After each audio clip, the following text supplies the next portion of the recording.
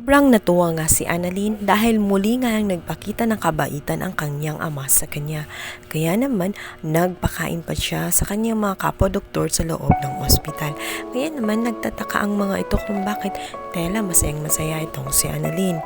Masayang binalita naman ni Annalyn na sa wakas ay muling nagkabati ang mag-ama. Ang kasiyahan pa lang yun ay panandalian lamang sapagkat sisirain na naman ng mag-inang Brunhilda si Zoe at si Moira. Akala talaga ni Annalyn ay si RG ang nagiya sa kanya na mag-dinner.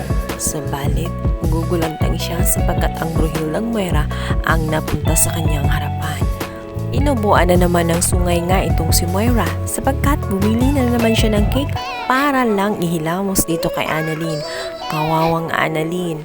Tama nga ang sinabi ng kanyang ina na hindi magandang lumapit pa siya sa kanyang ama dahil pa ulit-ulit na nga niyang nararanasan na nasasaktan lang siya sa tuwing nalalaman ng bruhang mag-ina na si Moira at si Zoe. Dahil talagang hindi nila matatanggap si Annalyn dahil alam din nila ang katotohanan na si Annalyn ang tunay na anak at hindi nila papahintulutan na makuha ni Annalyn kung ano ang nasa kanila ngayon. Nagalit nga si RG nung malaman ang mga pinagagawa ni Moira dito sa kanyang anak. Sinabi niya kung bakit niya nagawa yun sa kanyang anak. Ano ba ang kasalanan daw ni Annalyn? Sinabi ni Moira na isa nga siyang panira ng pamilya at dapat hindi na lumalapit dito sa kanya. Di natutuwa si Dr. RG sa kanyang mga narinig mula kay Moira dahil kahit anong gawin niya, mag-ama pa rin ang mga ito at hindi niya matatago ang katotohanan.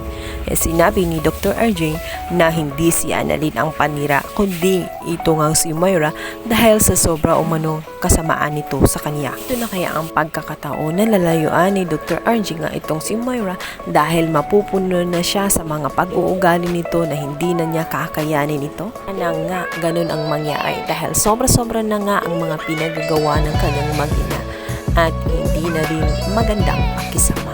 Tala, ito namang si Doc Enriquez sinabihan niya si Doc Annalyn na sana daw sa kabila ng mga issue nila ni Doc Lindon ay maging professional pa rin silang magkatrabaho sapagkat nanghihinayang nga siya sa kanilang pagkakaibigan dahil hindi na nagkikibuan ang mga ito. Subalit, sinabi ni Doc Lindon na huwag siyang mag-alala sapagkat sa kanya, kayang-kaya naman niyang maging professional dahil wala naman siyang problema, kagaya daw ng kanyang pamilya.